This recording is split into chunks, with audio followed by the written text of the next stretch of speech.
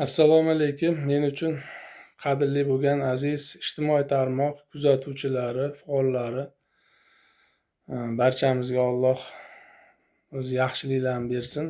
Bugun video chiqish qilib bir aholimizni noroziligiga sababchi bo'lib turgan bir og'riqli bitta masalani, muammoni ko'tarmoqchiman, olib chiqmoqchiman sizlarga muhokamaga va bu orqali shu davlatimiz, yurtimiz mas'ullariga yetib borib, sal shunga e'tibor berishsa, ham davlatimiz ravnaqiga, ham iqtisodiyotiga, ham aholimizni rozi bo'lishiga sababchi bo'lib qolardi. Dastlabki surishtiruv harakatlari, dastlabki tergov harakatlari, mana ichki ishlar bo'limlarida tergov idoralar bo'limlari bor, departamenti bor. Yo prokuraturada tergovchilar bor, tergov harakatlarini olib boradigan va sud tergovi bor, sud majlislari, sudyalarimiz bor.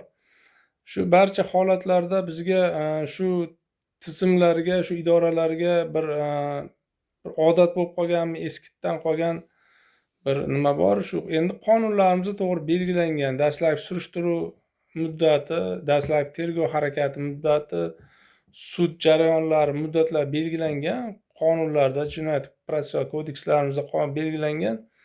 Lekin aksariyat hollarda misol 1 kun, 2 kun, 1 hafta, 10 kun, 1 oyda hal qilinishi mumkin bo'lgan ishlarni nimagadir, qandaydir bir sabablar bilan oylab, yillab cho'zilishiga sababchi bo'ladi. Bu o'zini o'rnida mana shu hibsxonalarimizda ayblanuvchi o'sha shaxslarni, mahbuslarni juda ko'p muddat saqlanishiga sababchi bo'ladi. Bu davlatimiz byudjet mablag'lariga juda katta zarar. Ularni saqlash, qo'riqlash, issiq ovqatlar bilan ta'minlash, hammasiga bu davlatimiz byudjet mablag'lari sarflanadi. Shu davlatimiz byudjet mablag'larini o'ylagan tergovchi, surishtiruvchi, sudya vijdonan o'zini ishiga yondashsa, shu mayli belgilangan muddati bor, lekin muddatga qaramasdan uni hal qilish mumkinmi? 1 hafta, 10 kunda, 1 oyda, shu 1 oyda hal qilsa, haqni haq, nohaqni nohaq desa, shu juda katta foyda bo'lardi davlatimiz byudjetiga, g'aznasiga. Endi men o'zimni holatimga kelsak, o'zim boshimdan o'tkazganligim uchun, men o'sha hibsxonada shunaqa holatlarni ko'p uchratganligim uchun, ko'p mahbuslar bilan, mahkumlar bilan o'sha yerda hamsuhbat bo'lganligim uchun shu masalani ko'tarib chiqyapman. Bu ko'rganligim uchun, guvoh bo'lganligim uchun. Mana meni 10 oy 2 kun qamoqda, 10-tergov hibsxonasida qamoqda saqlashdi. Keyin qo'yib yuborishdi. Shuni men o'zimni holatimda, misol, men huquqshunos bo'lmasam ham, yo qanaqadir bir bilimli, aqlli bo'lmasam ham, menga uzoq 10 kun yetadi. Shu o'zimni holatimni o'zim tekshirib, misol, shunaqa holatni tekshirishim uchun men mana shu holatlar aniqlik kiritib, haqni haq, nohaq nohaq deyishim uchun meni bu yillar davomida surishtiruv, tergov harakati bo'lmagan, sud tergovi ham bo'lmagan, meni holatim umuman boshqacha.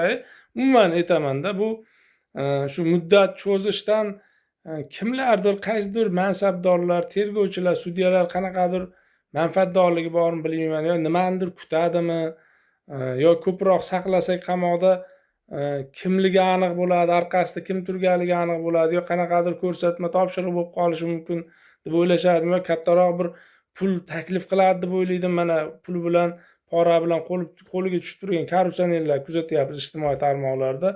Va hammasi shu vaqt cho'zish, muddat cho'zish, ko'proq qamoqda saqlab turish, hibsxonada, yo shu ishni cho'zish, bu faqat zarar keltiradi xolos. Jamiyatga ham, o'sha oilalarga ham iqtisodiy, moddiy, ma'naviy tomondan, davlatimizni g'aznasiga ham, byudjet mablag'lariga ham juda katta zarar keltiradi.